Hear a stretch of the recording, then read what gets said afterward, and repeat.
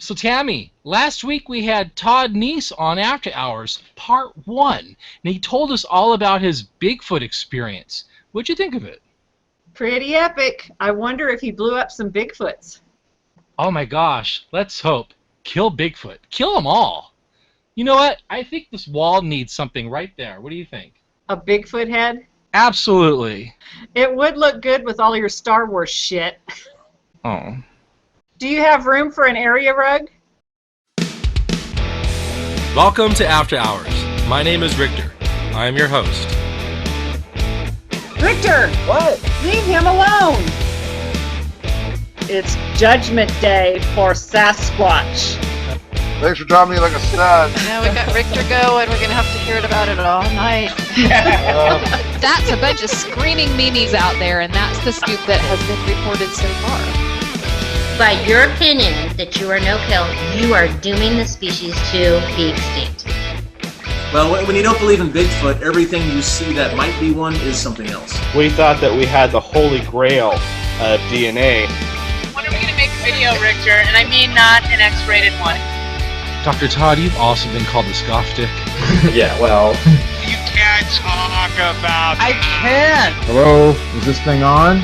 Am I muted? Can you hear me? Hey, Rictor, I've got a question for you. How does it feel to lose Bigfoot bounty?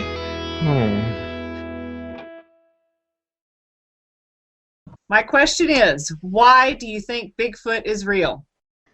I'm Steve Alcorn, and I do not condone the blowing up of Bigfoot. Oh my gosh, Tammy, look who's back! Steve, what happened? The last we saw of you, you were in a tornado!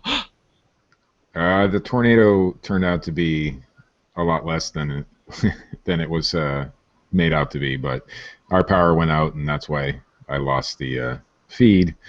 But I did see a couple cows flying by.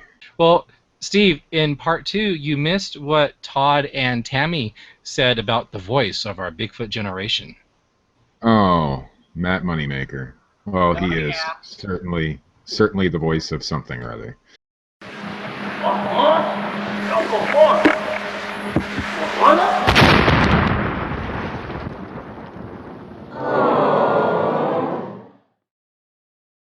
Tell us about your experience with Matt Moneymaker. When did you two first meet the voice of our Bigfoot generation? Yeah.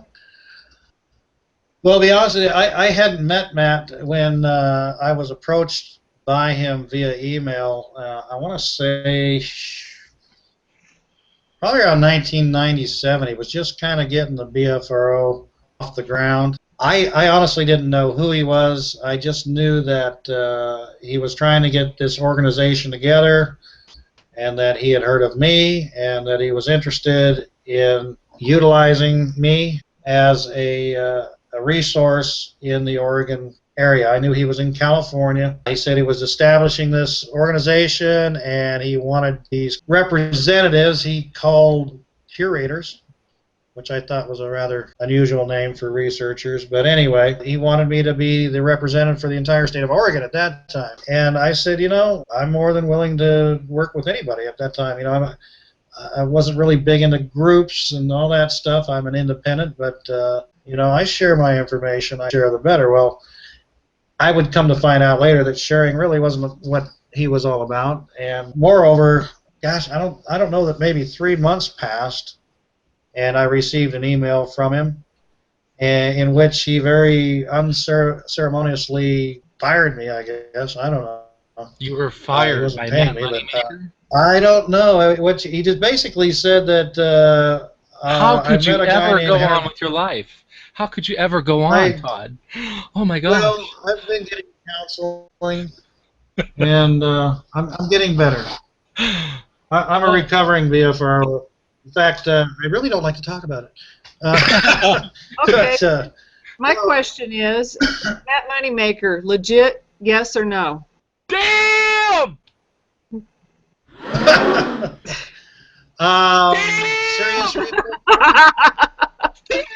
Serious researcher. I've had, I got fired by him too, basically. That's right, Tammy. You've been fired. You've been spanked by Matt. Oh my goodness. Yes, I've been spanked. Well, oh, I shouldn't talk like that. Welcome to the club. Sorry, Matt. You're No, welcome to come on here and talk about it. Yeah. No, I honestly don't have a lot of respect for Mr. Moneymaker because the man has burned a lot of bridges. You know, the bottom line is I don't think he's a serious researcher. I think his name says it all. It's a great moniker for him because I think it's all about money when it comes to him. So good luck to him. I'll give him some credit for having a very, very well-oiled media machine, although I've heard it isn't quite as oiled as it used to be. But, he's free to do what he wants. I got nothing to do with him. Tammy and I have said this on our show repeatedly. Bigfoot is big business. Mm-hmm. It's all about money. Yep, and Matt knows what's good for business. Well, I guess there's a few people that are lucky at it when it comes to marketing. That's not my motivation.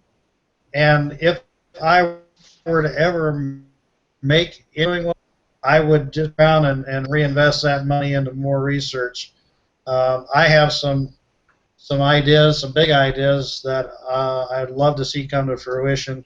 But no, I see Bigfooting as it's a lot like other hobbies, like racing. Even if you come in, unless you come in first or second place, it's just going to cost you money. You're gonna, but you do it because you love it. You do it not for profit, but hopefully you have the right motivations.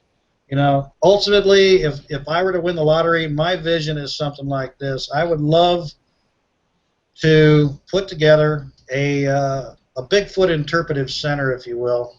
I have these grandiose, been to a Cabela's, you know what I'm talking about. I'm talking about a very rustic, large facility about that size that would have a museum in it. It would have a research center in it. It would have classrooms in it. It would be a full-blown, certainly there would be a little marketing involved as far as, souvenirs, this, that, or the other thing, but it would all go into research.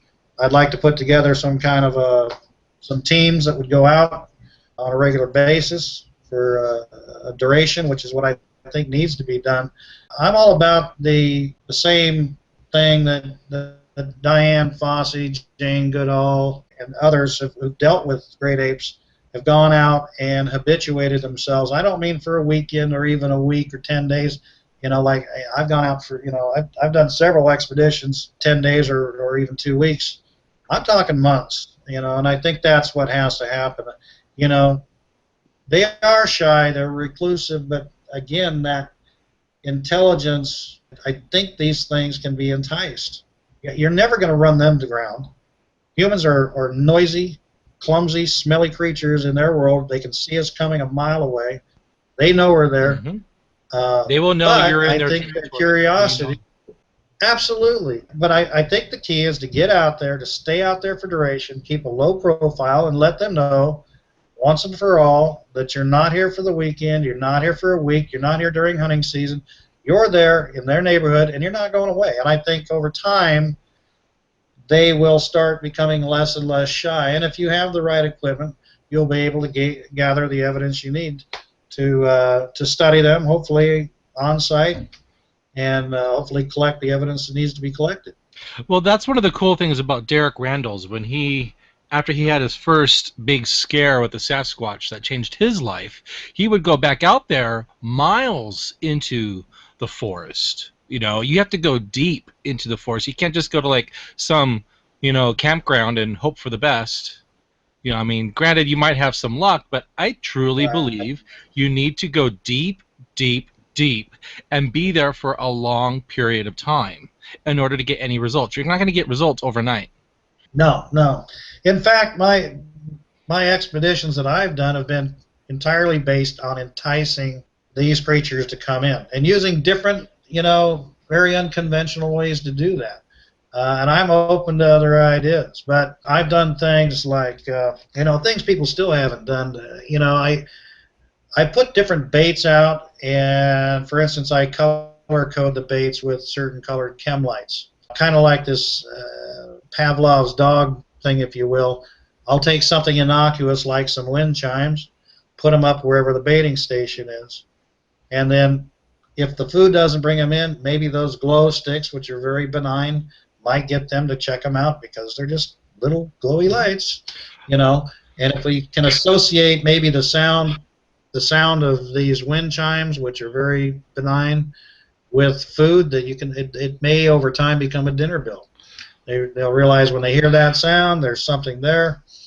We've tried other kinds of bait. You know, I think we just need to incorporate both conventional and unconventional methods that we use for any other animals. Baiting is one. I'm all for the whole broadcasting of vocalizations as well, as long as it's not overdone. Now, see, you mentioned glow sticks. My partner for Bigfoot Bounty, Dax Rushlow, has had luck with glow sticks hanging in the trees. So that's why we now use lightsabers. And I assure you, a Bigfoot's never seen one of these before. You know what I mean? And when you're out there in the forest, these toys light up the whole forest floor. Whereas a flashlight will be just a small, localized area of light. These things light up the whole floor. It's amazing. You could find your car keys in the brush with this thing. So now it's time to break out a little secret weapon, light up this lightsaber, do some twirls. So, the idea with the lightsabers is to generate curiosity if there's a Sasquatch in the area, because they're not normal lights that they would have seen before. Hey Dax, turn it off, see if we hear anything. Hopefully we would get some kind of noise or a reaction from a Sasquatch. I can do you one better. Last weekend? I live in a boat in a marina, and I've got a few neighbors around me that live on boats as well. And my buddy Paul across the way had this little party going on his yacht, and I was looking over there, and I'm seeing all these crazy ass lights, pardon my French, multicolored lights going all over his boat. And I went over the next day and I said, "Did you have some like party lights hanging up on your canvas or whatnot?" And his girlfriend brings out this thing, which is like it's a speaker with a built-in kind of a clear dome on it. And I guess if you plug it in and the lights will go off with the music and they go all over the place. The first thing I thought of is, would that not be the thing? Can you imagine one of these? Like, it's like a ding, like you'd see in some dance hall. But put that out there and just light up the whole. I think it had laser lights in it or whatnot. But with or without music, I mean, just put that thing out there and just send out all kinds of crazy lights. But yeah, I mean, it's things like that. They don't make noise. It's certainly something that let's say they have a mentality of a 8-year-old or whatever. It's going to bring them in. They're gonna get curious, and they're going to want to see what's the source of that light. Right. Like I say, hey, I'm open to anything. I'm open to anything. Nobody's got it right yet, right? So why not? Now, your American Primate Foundation, your website, has four principles. Discovery, recognition, knowledge, and the preservation of Bigfoot. Does this include shooting a Sasquatch and bringing back a body for study? I don't mean to wax political here, but I think it's important to understand that it has to be in that sequence, okay? Because to get to preservation, you're going to have to discover them. You're going to have to get knowledge. You're going to need a body. You're going to have to. Well, yes and no. You're going to need some forensic evidence. Okay, yeah. Dr. Disotell said you need a body. So you need today's age. You need to have body, unfortunately, because everything can be hoaxed. Look at Rick Dyer with Hank. Look at I know, and I get that. You should probably know that in 1998, when Peter Byrne, myself, and Ron Moorhead spent 8 or 9 days up at the base of Saddle Mountain, I had with us a dart gun, which was outfitted with some special, what they call biopsy darts. And these were similar to a tranquilizer dart, except they were modified in that they had a surgically sharpened hollow needle on the end of them, and with inside of that hollow core of this needle were some microscopic barbs. And what these biopsy darts were designed to do is, provided you can get within range of one of these creatures, was to hit the creature anywhere, and the dart would go in and penetrate up to 1.5 inches into, through the epidermis, the dermis, fatty tissue, into muscle, and literally just fall right back out. The creature can run on its way, and if you can retrieve that dart, you would have 1.5 inch core sample of irrefutable genetic material. Well, Mr. Neiss, you just described the first challenge that we had to do on Bigfoot Bounty, and let me tell you, it's a little difficult, especially with, I can imagine, a Sasquatch. I mean, you clearly would have to have one in sight, and it would have to not know you're there. You know what I mean? And you're holding what would be perceived as a weapon. So let me tell you, it was difficult getting a dart sample. Even if you shoot the animal, it doesn't mean you're going to get DNA. Well, the thing is, after practicing with that rifle, and that dart was fairly heavy, I realized with only a .22 caliber charge that it had a very, very short range, and accuracy got worse with distance, of course. I knew it was no pun intended, it was a shot in the dark, but it was something I was willing to do versus having to shoot and kill one of these animals. Grover Krantz once said that the first person to bring in a body of a Sasquatch should be rewarded, and the second one should be thrown in jail. I totally agree. But here's the question you really need to ask yourself, because this whole kill, no kill thing, I hear this play on words. It's all about semantics. I mean, what are you going to call it? Murder? The bottom line is, if we were talking about a rare frog or a butterfly or a squirrel, I don't think we'd be running into the opposition that we are today, with the necessity, I guess, to get some sort of forensic evidence, and if it takes that to get a body, the problem with the Bigfoot is that we personify them. Not only that, they're like it. Todd, firsthand, there's people that worship Bigfoot. Bigfoot's a religion. It's a cult. You know this. I know this. There's people shooting up Stephen Struyfort's Bigfoot books with a hollow point bullet through the window because of his disagreement going on. Kind of creepy. So people aren't worshiping frogs and butterflies. Yeah, there's definitely a lunatic fringe when it comes to Bigfoot. So I say shoot that motherfucker. Bring that motherfucker in, and does it have telepathy and special powers? Does it have, mystical abilities? No. Did Patty go through an interdimensional doorway? No. I mean, let's prove this once and for all. Like archaeologist Kathy Strange, she was on After Hours. She said, those of you out there who are against killing a Sasquatch, you are dooming these species to extinction. We must bring in a body to preserve it. Well, and in that respect, let me say this. My hope is that such evidence can be gathered from the finding of an animal that's died of natural causes. Or roadkill. Number one. Roadkill. I would be more than happy to take it out. An animal that has died from accidental causes, and lastly, one that, and hopefully that's not the case, but one that has been intentionally killed. For all these people that are wrapped up in the personification of these things and thinking that the death of one is going to spell the demise of the entire species, I have to say the opposite is more likely the truth. Save for one, you save them all. And the bottom line is that I don't want to be the one that pulls the trigger. I hope that situation never comes around, but I don't think they're going to put their hands up and peacefully turn themselves in either. But the bottom line is I want these creatures that I know exist. It's not a question to me. It's a fact. It's reality.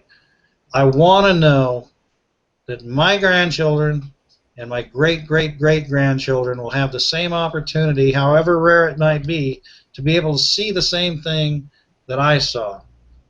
I'd give anything to see these things again. You're very lucky. You're very lucky. I am. You know, and I've said it before, that those of us who have seen them get inducted into a fraternity that you can neither pay to get into and you'll never get out of. It's by choice, if you will. You know, how many things can you say that about? You know, there's people out there that would hand you $1 million if you could take them by the hand. A millionaire, there's millionaires out there that would, in a minute, hand you that money and say, show me a Bigfoot, I'll give you that. You know that. You know, it just doesn't happen that way. But the bottom line is, yeah, I'm very lucky. I'm very fortunate. And you know what? My whole motive in doing what I'm doing is twofold. One on a scientific level. Absolutely. Ultimately, I want these creatures protected. Do a little research in animal extinction, and you'll find dozens. You know, people go, oh, yeah, the passenger pigeon and the dodo bird. You know, no. Dozens and dozens of animals that we have photographs of that we know once existed, that we know for a fact are gone forever. And it was out of ignorance and stupidity and sometimes greed, you know, sport, you know, that we just let them die. We let them go away. They're gone, and they'll never be back. Okay, These creatures can't go the way of the passenger pigeon. Look at the Neanderthal. That's an example right Thank there. you. Well, bottom line is the last passenger pigeon had a name, and they watched it die in the Cincinnati Zoo, and it's the only time that we know for a fact the very day and the very hour and the very minute a species went off the planet, gone. And I am not going to let that happen with these creatures. I will not. I will not. My ultimate goal is to protect these creatures. But on a personal level, I have to say, I would give anything to see them again. You know, I've come very close. I've come almost too close on one occasion, but I'm getting there. And I'll tell you, if I can't see them personally up front, literally, the second best thing you can do is do it vicariously, and I'll explain that. I was very fortunate a few months back to go to one of Guy Edwards' what he calls a Bigfoot Lunch Club. I'd never gone, and it was very fortuitous that I went that particular day because the speaker was a guy who, in fact, is going to be a speaker at Beachfoot, and that's Doug Meacham, who is a board-certified hypnotherapist. And I was just rapt by his talk about how the human mind works and how it records. It's the biggest hard drive ever designed. It contains a lifetime. Think about that.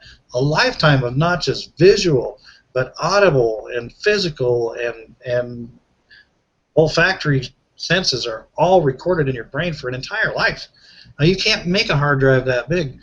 And that he talks about how humans can record on up to over 160 different channels, and we use less than 10 of those when we're having this conversation. But you know what? He said that information's there, and through hypnosis he can bring that information out. And so he's kind of started a project where he's been interviewing, through hypnosis, eyewitnesses. And I have to tell you, Rictor, I was very privileged to have 2 sessions with this gentleman. Never been under hypnosis before. It far and away exceeded my expectations, because I really have to thank the man, because he took me back. He took me back to that point, to that day, to that moment, and allowed me to relive that moment in vivid detail. And in some ways, you know, his hope is that he can make it even more vivid than what you saw. Maybe your peripheral vision caught some other things, and that's kind of where he's going with this. You know, he says you can have a conversation with somebody in a room 10, 20 years ago. It doesn't matter. It could be yesterday.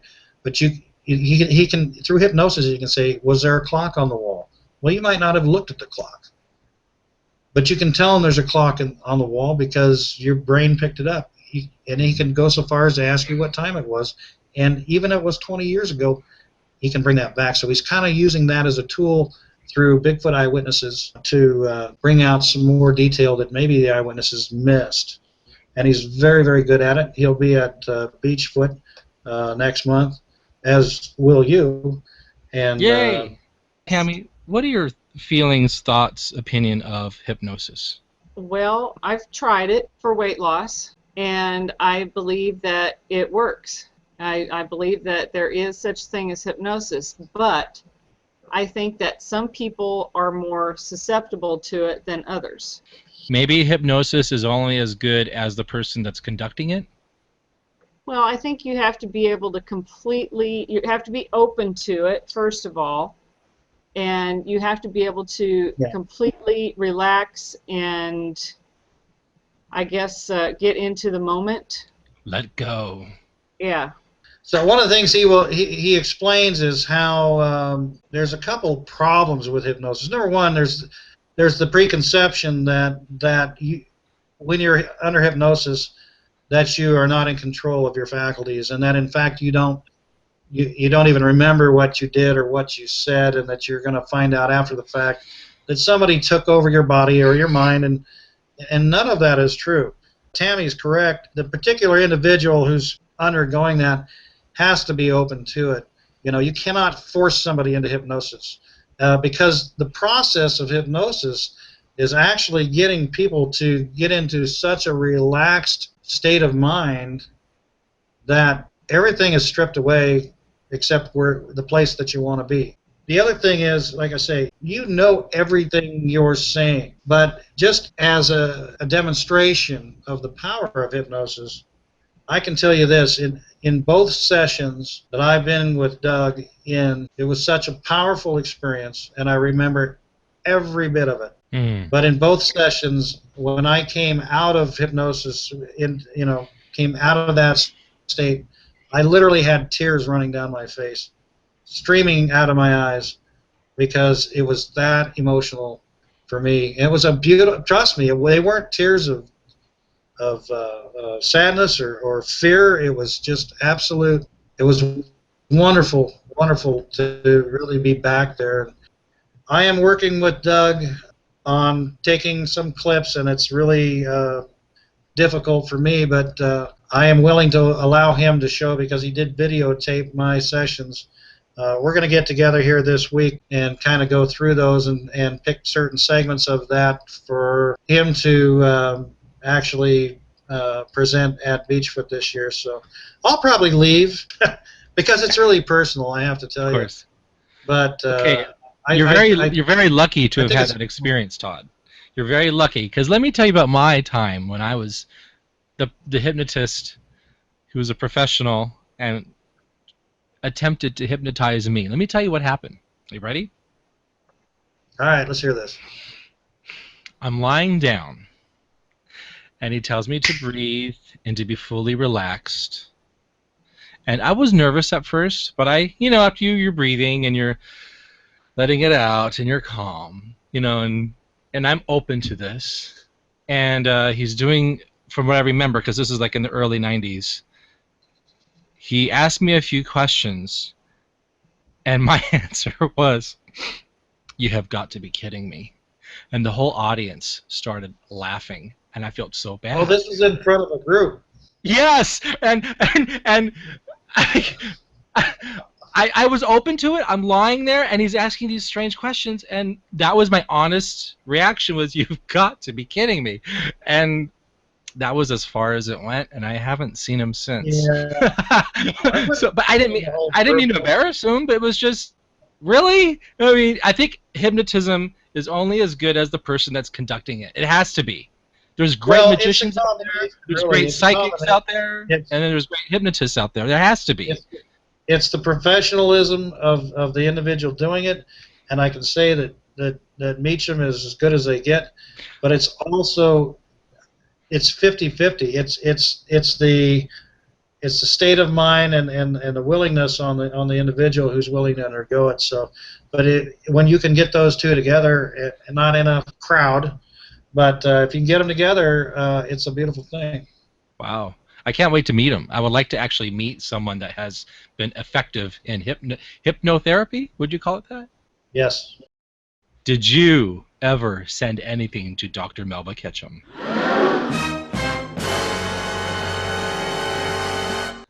I have never sent anything to Melba Ketchum, but in fact, honestly, I've never had anything to send her, but I don't think she'd be on the A list for me to send to anyway. I was scared like I say, you were going to say. You and I, we have our own connections. I was scared. I was afraid you were going to say, I'm under NDA. I was like, I was sitting on the edge of my seat with bated breath. I was like, and that delay made it pretty dramatic too. I know, I was scared. Oh, God. Now, Dr. Ketchum got some real evidence from Richard Substad. But the rest of us just, it wasn't conducted and retrieved properly. And I knew something was wrong. I knew something was wrong with Melba's situation when I've been doing this for 20-plus years. And suddenly this woman comes out of the woodwork and she says she's in receipt of over 100 different samples having come on the scene in, 2-3 years? It's like, really? There's something wrong with that. And she got her hands on some good shit. And unfortunately, that shit's now gone and ruined and wrapped up with NDA stuff. And thank God Richard Substad didn't sign an NDA. And he still had, God bless his soul, he's passed away, he still had some of the stuff upstairs in his house that she never got her hands on. Well, I had the fortunate opportunity to meet with Dr. Brian Sykes last October. Do you know Dr. Sykes? We know of him. He's worked with Justin Smea, and he's proved Justin Smea's stuff as Black Bear, unfortunately. He's got, I've held in my hand what he calls the Smeja steak. He had brought with him from London a box full of over 50 or 60 samples from all over the world, hermetically sealed in these special envelopes, and they're mostly hairs, but he did have one of the Smeja samples, and I can assure you, and this is the other issue I have with Melba, is that I have the utmost confidence in Dr. Sykes. Sykes personally analyzed a number of samples that Melba had, and he said, without exception, there was no Homo sapien in any of those samples. None whatsoever. And, of course, Melba is saying that there is. So I spent a couple days with Dr. Sykes last year and when he was here in the States, and I looked at the samples. I'm not a professional, but I know he is, and I defer to him when he says there in those samples that he has copies of what Melba has, and Melba's coming out and saying we got some kind of hybrid human whatever. He said he's tested those very same samples under very sterile circumstances, and there is no human DNA in any of it. Now, Tammy's been following Dr. Haskell Hart's work with Melba Ketchum, and he has 3 samples that have come back as bear, canine, and human, which goes against what she has said they are. I've met individuals who had access to the same sample she has and who have come up with results that counter what she said. So, I don't know. I also had a lot of red flags when Melba could not get a scientific journal to publish her work, and so she ran out and purchased one. I mean, come on. Bigfoot is big business. Mm-hmm. Well. Okay, Tammy's got some questions for you. Okay. My question is, what are your thoughts about the legendary Rougarou, which is the wolf-like creature from Louisiana folklore? No comment. I honestly, I have to be honest with you. We could go off on chupacabras and Momo, and here I am in Falk, Arkansas, and all that stuff. But you know what? I live in the Pacific Northwest. To me, that's Bigfoot Central. I got my hands, I'm up to my neck in monkeys right here. So I'm like not thinking I want to, depart over to skunk apes and the stuff in Ohio and all the rest of it. I wish everybody luck in that. And don't get me wrong, I'm not discounting it. I just finished a film with Chris Murphy last year called Crypto Trip, dealing with all kinds of different cryptological creatures, and I can tell you, some of those people on that film were absolutely convincing. As to me, they were incredibly sincere. It's just I don't want to go there. I don't have the time or the inclination, because I honestly believe that living in the Pacific Northwest is an incredible blessing, and that's where I want to focus. Well, let me tell you something, Todd. When the boss gives you a question by text to ask your guests, I'm obligated to ask, and I totally agree with you on your answer on that subject. Hey, I am the money maker of this production. So let's move on. What do you? You're definitely breaking up. Can you hear me? Is this thing on? Am I muted? Can you hear me, Todd? Can we drop Rictor? Is there a way to drop Rictor? I can't do that from here.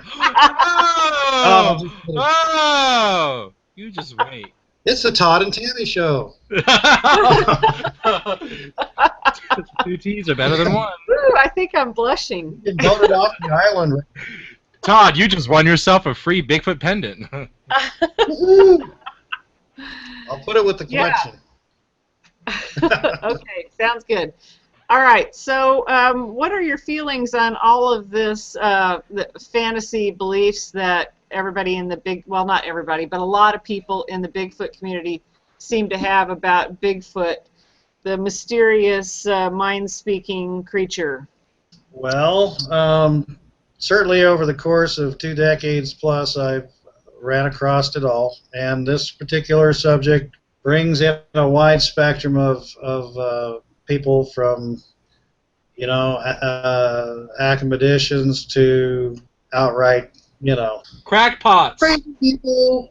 But I think that kind of thought is kind of a cop-out. I mean, how many times have you talked to people about Bigfoot, and the very next thing you hear, and this is a huge pet peeve of mine, is, yeah, and I saw a UFO once, and yeah, you believe in ghosts? I mean, it drives me nuts, because people put anything and everything that's paranormal into one basket, and it kills me to think, on one hand, we're talking about a very biological, terrestrial creature that is entirely feasible, and in the same sentence, we're going off on UFOs, or sometimes in the same sentence, the same, Bigfoot and UFOs, because that's probably who brought them in. I can't deal with it. I'm sorry, but until we have exhausted every conventional methodology to explain these creatures, define them, to bring them to the mainstream scientific discovery, I'm not even willing to even go down that path. And I have a lot of friends, don't get me wrong, got a lot of friends, there's people going to be at Beachfoot that don't think in the same terms as I do, but the way I see it is Bigfooting is an extremely large tent. And I think we can all come together under that tent with different ideas, different concepts, different theories, because, like I say, nobody's got it right yet. So it's no big deal to me that somebody's got a little different idea than I do. And I'll patronize them. They can patronize me. But the bottom line is I'm going to exhaust everything conventionally, biologically, and I don't think we've done that. I don't think we've gotten there yet. People say, well, how can you explain how these things haven't been found, or which they're being which kills me because they're being found, seen dozens of times every year. How come we haven't got one yet? The bottom line is it comes down to just odds. It's like me dumping 2,000 goldfish in the ocean and wondering why we can't catch them. It's odds. There's just not that many of them around relative to the amount of resources and habitat that are out there. That's really what it's all about. Okay, why do you think that the Patterson-Gimlin footage is hands down the best piece of evidence in film footage form that we have? Ironically, it's the era in which it was filmed. I mean, think about it. The technology, both in terms of the cinematography as well as the ability to create a costume that could be replicated at that time, it just doesn't work. It doesn't work at all. And on the flip side, unfortunately, that makes, with the advent of Photoshop and all other kinds of CGI, I mean, my God, watch any movie these days, and the bottom line is that in this day and age, we can make anything you can imagine on a screen. So, is there any other footage that compares, in your opinion? To Patterson-Gimlin? Well, what about the Freeman footage? That's pretty cool. I met Paul too. I knew him before he died as well, on a couple of occasions. Nice guy, very sincere. I don't know what to think about Paul because I think he falls into a category of a number of people I've met over the years who are kind of a hybrid, if you will, between genuine eyewitnesses and people who, how can I put this? They get caught up in the limelight when their situation gets publicized, and when that limelight starts to fade away, they miss it. And I think they, all due respect to the Freeman family, I think Paul's one of these people who he may have fabricated something over time. So do you think that footage is fabrication? But I think a lot of what Paul had, no, don't get me wrong. I think Paul had a lot of legitimate stuff. There's a number of people I can name. Sounds like Todd Standing, doesn't it? A little bit. Todd Standing might have something real in order to bait Bindernagel and Meldrum, but look at all those puppet shows and stuff he's got going on. What do you think? No, seriously, I've known a lot of people, and some of them are gone. Fred Bradshaw was another one, that I honestly believe Fred had legitimate sightings. But with it came some notoriety, some publicity, some media attention, and when it faded away, I think Fred was prone to doing things to bring it back. And I think Freeman's in that same boat. Yeah, well, whatever. I mean, sometimes 15 minutes is not enough fame for some people, but, I'll never fabricate anything. I've refused to even, I've had producers tell, hey, show me what a track would look like if you were to make one. I mean, just show me what one would look like, and I refuse to do it because I know how they work, and I am not going to go on the air and have them showing me trying to replicate a track, and then maybe taking my words out of it and saying, here we have, I'm not going to do that. I'm just. My reputation's worth a little more than that, and I just, in some ways I feel sorry for these people, and the sad thing is, people like Freeman probably have, as far as I'm concerned, likely have some genuine, credible evidence. Kind of like Dr. Ketchum with some of the stuff that she got. Ron Moorhead and Al Berry's Sierra Sounds. Do you think those are real? Do you think that's solid Bigfoot evidence right there? Having known both of them personally, Al's no longer with us, but I've spent more than enough time, many nights out in the woods with both of them, and I would put them along the same lines. Have you met Bob Gimlin? No, not yet. Hopefully, I get to next month. Oh well.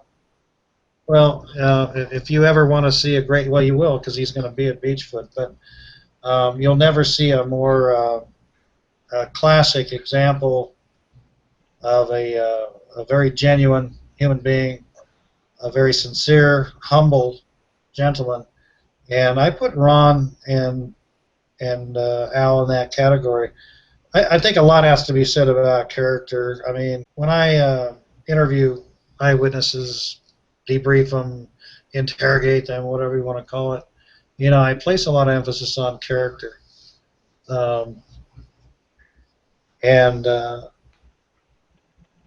given the circumstances, given the era, again, because you're going back in the 1970s, given the fact that they were very, the remoteness of the place, I absolutely believe Ron and Al, who was the first person to go up there and tape those sounds.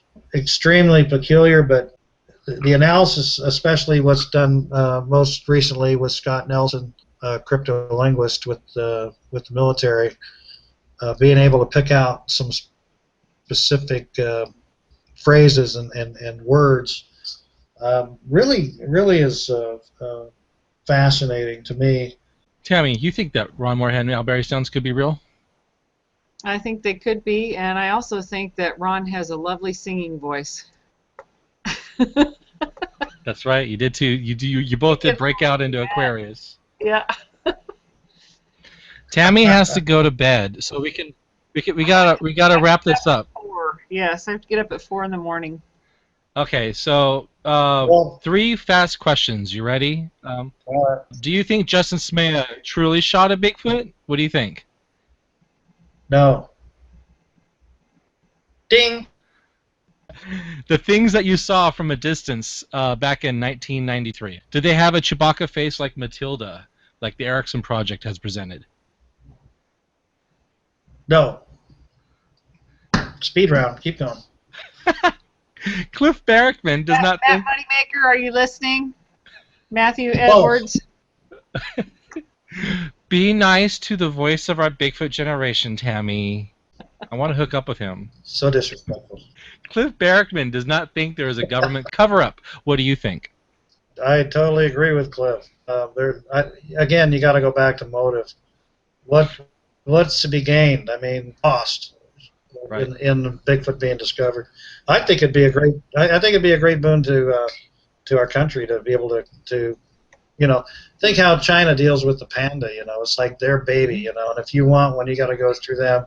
If you want one, you know, if Bigfoot turns out to be the American panda, you know, everybody's going to be clamoring to see one and to maybe host one in a zoo somewhere, whatever. I'd hate to see that, but you know, bottom line is, I don't think it's going to be a financial detriment to logging companies and oil companies and all this stuff.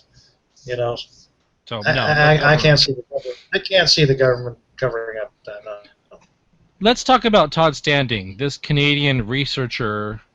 Alleged hoaxer has been on Survivor Man with Les Stroud and has recently created a radio show and has somehow enticed Dr. Bindernagel and Dr. Meldrum into his camp. Now, we have all seen Todd Standing's photos of the Sasquatch looking off to the side.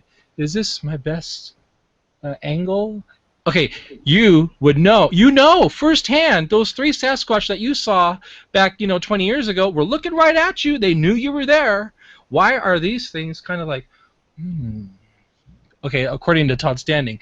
And he's got these amazing close-ups of these faces. And then you have Para Breakdown and the Squatch detective Steve Coles debunking this as bunk. I mean, there's a video showing a photo of Todd Standing's face layered on top of the Sasquatch Blinky, which is I've seen that. Claimed to be a photo, claimed to be a video, when in fact it is a photo, and it's layered with different focal points. I mean, we had a whole show about this with Steve Coles. Why are people still drinking this Kool-Aid? I don't know. I've never met the man, but first of all, I'd like to thank his parents for giving him such an awesome first name. But aside from that, I've seen what you've seen. This whole What's You know, interesting he is might the be blatant- sitting on something, though. He might be sitting on something. He might have a little holy grail. He hasn't shown everybody, but shown to Meldrum and, you know, to Bendernagel, and they're like, ooh, this requires further analysis, or whatever they say, the mumbo jumbo. So we don't know. You know, and then he's drawn in Les Stroud as well, the Survivor Man. Well, Les Stroud's entertainment. Les Stroud is not a doctor. He's not a scientist. He is a survivor man outdoors with a camera. Okay, here I am. I'm out in the trees. Ooh, what's that sound? So, out here, I'm going to eat this. This is tree bark that I can eat. Okay, that's Les Stroud. He's TV. He's entertainment. He's not putting his whole career... He's the real deal, though. Okay. Who do you want to get lost in the woods with? Les Stroud or Matt Moneymaker? Oh, I'll be with Les Stroud. Hell no. I'll be all... Yeah. That's not fair. If I want a Bigfoot experience, I'd have Matt Moneymaker. Exactly. I'd get my buddy's worth.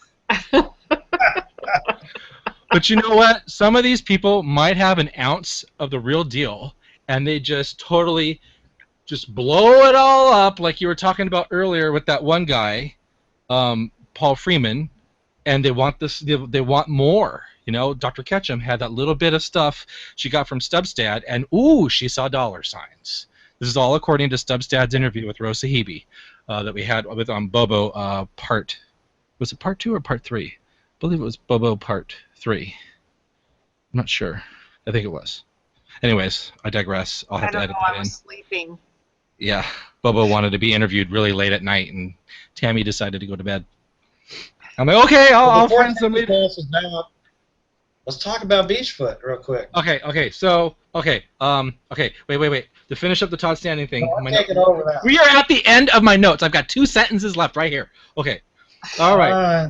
Okay. I'm going to read this to you verbatim. Dr. Meldrum and Dr. Bindernagel are under Todd Standing's influence. Bobo, Cliff, Matt Moneymaker, Renee Holland, and everyone I know of who are serious researchers think that Todd Standing is a hoaxer, but he cares about Bigfoot and wants to preserve them, just like you do with your American Primate Foundation.